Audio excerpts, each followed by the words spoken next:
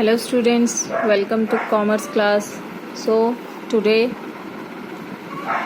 our going topic is money market. ठीक है, तो हमने प्रीवियस लेक्चर में हमने इसके 3 इंस्ट्रूमेंट कर लिए थे जो थे first one is call money, second one is treasury bill and third one is commercial bill. ठीक है, तो अब नेक्स्ट करेंगे हम. नेक्स्ट क्या है हमारा कमर्शियल पेपर. तो इसके जो पॉइंट्स हैं मेन पॉइंट्स वो राइट डाउन कर लेना आप. तो फर्स्ट क्या है इसमें कमर्शियल पेपर क्या होता है. कमर्शियल पेपर होता है जब कंपनी ना ही शेयर से ना ही डिबेंचर से इशू करके पैसा लेना चाहती है. ठीक है, वो डायरेक्ट मार्केट से लोगों से पैसा लेती है. ठीक है, तो ये सबसे फर्स्ट क्या है, ये अनसिक्योर्ड प्रॉमिसरी नोट होता है. अनसिक्योर्ड प्रॉमिसरी नोट मतलब चलो एक कहानी से बताती हूँ इसे. जैसे मान लो एक कंपनी है, ठीक है, अब उसको कंपनी को शेयर और डिवेंचर से एक भारी अमाउंट में पैसा चाहिए, उसे कुछ बड़ी एसेट्स खरीदनी है. ठीक है, तो उसके लिए उसको अब शेयर डिवेंचर इशू करने के लिए कोई सिक्योरिटी जब इशू की जाती है मार्केट में, तो उससे पहले इशू करने से पहले कई खर्चे होते हैं उसके लिए. जैसे कि शेयर या डिवेंचर को इशू करना है तो उसके लिए ब्रोकर रखने पड़ेंगे. ठीक है, उसके लिए एजेंट्स रखने पड़ेंगे, पेपर वर्क होगा, उन सब वो जो खर्चे होते हैं उसे बोलते हैं हम in the kind flotation cost. ठीक है, तो जो भी खर्चा होता है उसको हम फ्लोटेशन कॉस्ट कहते हैं, जिसमें कम से कम 6 मंथ का टाइम लगता है. तो उसके लिए जो पैसा है वो कहाँ से लाएगी कंपनी, तो वो क्या करती है उस फ्लोटेशन कॉस्ट को कवर करने के लिए कंपनी क्या करती है मार्केट में जाती है और लोगों से कहती है कि वो मतलब हमें पैसा दें और उसके बाद वो रिटर्न करेंगे. उसकी जो रिटर्न करने की टाइम पीरियड होती है वो होती है 3 to 12 मंथ. ठीक है, तो ये अनसिक्योर्ड क्यों होता है. अनसिक्योर्ड ये होता है कि अगर कंपनी को अच्छा रिटर्न मिला तो उसका पैसा वापस होगा जिसने लगाया है, नहीं तो नहीं भी हो सकता. ठीक है, अगर होना होता है तो वो 3 to 12 मंथ में के अंदर हो जाता है. ठीक है, इसलिए अब कंपनी ऑब्वियस है अगर अनसिक्योर्ड है तो लोग पैसा क्यों देंगे, वो जब उनको पता है कि पैसा वापस हो भी सकता है और नहीं भी हो सकता. इसलिए ये जो पेपर है वो सिर्फ वो ही इशू कर सकती है जिसकी रेपुटेशन अच्छी हो, जिस कंपनी की रेपुटेशन अच्छी होगी, गुडविल अच्छी होगी मार्केट में, वो ही कंपनी इसको इशू करती है. तो उसमें ऑब्वियस है उसमें जो लोग हैं उनका विश्वास होगा कि हाँ ये कंपनी तो अच्छा रिटर्न कमाती है तो हमारा पैसा तो वापस मिल ही जाएगा. ठीक है, तो इसलिए ये सिर्फ only issued by companies having good reputation in the market.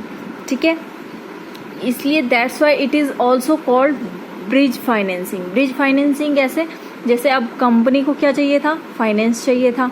ठीक है, तो क्या करने के लिए, शेयर और डिवेंचर इशू करने के लिए और अपने कंपनी को ग्रो करने के लिए.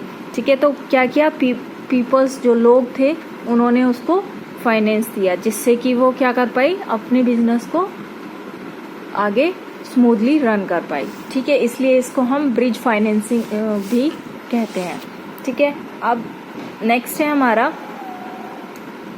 Certificate of deposit. Certificate of deposit in the sense, certificate of deposit क्या होता है, ये होता है sold in a secondary market. मतलब उन कंपनीज के द्वारा इशू किया जाता है जो पहले से ही क्या होती है मार्केट में होती हैं. मतलब नई कंपनी हो जो फर्स्ट टाइम अपना शेयर या डिवेंचर इशू कर रही है वो इस मार्केट में नहीं आती, वो इसे इशू नहीं कर सकती. ठीक है, ये सिर्फ उन्हीं के द्वारा किया जाता है जो सेकेंडरी मार्केट हो. ठीक है, सेकेंडरी मार्केट क्या होती है, जो कि दोबारा से अपने शेयर या डिवेंचर इशू जो मतलब पहले से मार्केट में प्रेजेंट है.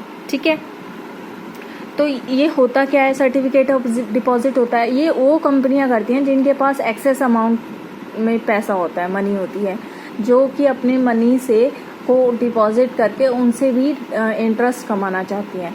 ठीक है, तो तो अब वो क्या करती हैं, वो बैंक के पास क्या कराती हैं, वो पैसा जमा करा देती हैं, उसके लिए उनको इंटरेस्ट मिलता है और एक सर्टिफिकेट ऑफ डिपॉजिट सर्टिफिकेट मिलता है इस डिपॉजिट का कि इस कंपनी का इतना पैसा हमारे पास रखा है और अब जब भी कंपनी को उसकी ज़रूरत होती है तो वो उसको निकाल सकती है। और ये नेगोशिएबल होते हैं। नेगोशिएबल मैंने इससे फर्दर भी किसी पॉइंट में नेगोशिएबल आया था, उसमें बताया था कि उसका क्या मतलब होता है। उसका मतलब होता है कि negotiable instrument can transferred easily, मतलब हम इसको ज़रूरी नहीं है कि जिस कंपनी ने डिपॉजिट कराया है वो ही कंपनी उसको निकाल सकती है पैसे को। अगर उस कंपनी ने वो सर्टिफिकेट ऑफ डिपॉजिट ट्रांसफ़र कर दिया किसी भी पर्सन को, तो वो पर्सन भी उसको वहाँ से जाके उसको क्या कर सकता है, विड्रॉ कर सकता है उस अमाउंट को। ठीक है। और इसकी जो पीरियड ऑफ टाइम होता है वो होता है 91 डेज टू 1 ईयर तक। क्लियर है।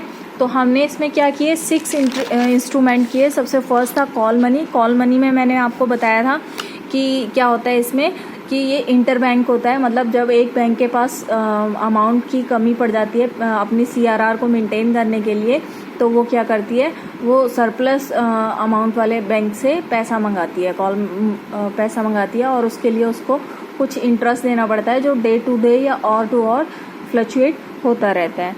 ठीक है।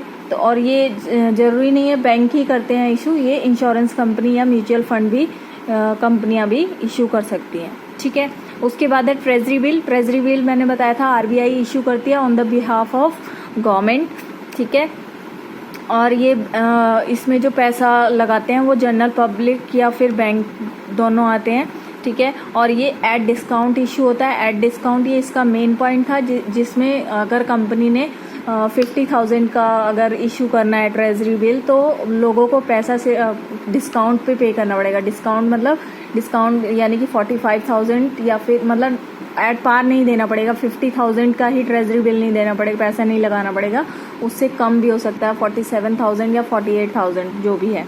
ठीक है। लेकिन जब पेमेंट होगी, जब गवर्नमेंट पे करेगा, तो गवर्नमेंट उसको एट पार वैल्यू पे करेगा, मतलब जितने का ट्रेजरी बिल था 50,000 का, तो उसको पेमेंट एट पार मिलेगी। ठीक है। और इसको जीरो कूपन बाउंड भी क्यों कहा जाता है, जीरो कूपन बाउंड इसलिए कहा जाता है क्योंकि इसमें हमें ना तो कम और ना ही ज़्यादा पैसा मिलता है, मतलब उतना ही मिलेगा जितना का वो था। ठीक है। उसके बाद है नेगोशिएबल एंड ट्रांसफरेबल। ये नेगोशिएबल होता है, इसी में आया था ये, कि अभी बताया था मैंने कि ये ट्रांसफरेबल होता है। ये किसी को भी अगर वो बिल जो है वो अगर किसी दूसरा पर्सन के पास है तो वो भी उसको अमाउंट को विड्रॉ कर सकता है। ठीक है। उसके बाद है ये जो मिनिमम इसकी अमाउंट थी वो थी 25,000 की। और कमर्शियल बिल मैंने क्या बताया था, कमर्शियल बिल वो होता है जो 90 डेज का पीरियड टाइम होता है और can be discounted with the bank, और ये बैंक के द्वारा डिस्काउंट किया जाता है। ये वो कंपनियां करती हैं जो कि उधार में माल बेचती या खरीदती हैं, जिसमें मैंने एग्जांपल दिया था जो आपने 11th में चैप्टर किया था बिल ऑफ एक्सचेंज का, जिसमें 3 मंथ का पीरियड ऑफ टाइम होता था, जो कि क्रेडिट में अगर किसी कंपनी के पास पैसा नहीं है और उसको मटेरियल की ज़रूरत है, रॉ मटेरियल की, तो वो क्या करती है, एक बिल बना के दे देती है और कंपनी उसे बिल बना के दे देती है और वो फिर पैसा ले जाती है उसके लिए, और जब 3 महीने के बाद उसके पास पैसे आते हैं तो उसको बिल को विड्रॉ करा देती है अमाउंट से। ठीक है। उसके बाद था कमर्शियल पेपर। कमर्शियल पेपर वो ये 1990 में आया था इंडिया में, और ये अनसिक्योर्ड प्रोमिसरी नोट होता है। ये वो ही कंपनी इशू करती हैं जिनकी रेपुटेशन अच्छी होती है, क्योंकि अगर रेपुटेशन अच्छी नहीं होगी कंपनी की तो लोग पैसा क्यों लगाएंगे उसमें, जब उसको, क्योंकि इसमें पैसा रिटर्न मिलने की कोई गारंटी नहीं होती, और पैसा मिलने का टाइम पीरियड होता है तो वो होता है 3 to 12 मंथ का। ठीक है। और इसलिए इसको ब्रिज फाइनेंसिंग भी बोलती हैं, क्योंकि जिस कंपनी को अपनी फ्लोटेशन कॉस्ट को कवर करने के लिए पैसा चाहिए था, वो पैसा उन्हें मिल गया, कहाँ से, लोगों से मिला, लोगों ने पैसा दिया, पैसे से कंपनी ने अपनी फ्लोटेशन कॉस्ट कवर की, तो ये एक क्या बन गई, एक सीरीज बन गई और एक ब्रिज की तरह बन गया। ठीक है। उसके बाद है certificate of deposit. Certificate of deposit वो कंपनी को मिलता है जिनके पास एक्सेस अमाउंट ऑफ मनी होती है और जिसे वो डिपॉजिट करके उस पर इंटरेस्ट कमाना चाहती हैं तो बैंक के पास वो अपना पैसा रखती हैं जिस पे इंटरेस्ट मिलता है और ये नेगोशिएबल होती हैं. Is that clear? All these 6 instrument. Hope you understand. So make a notes and do like and subscribe. Thank you.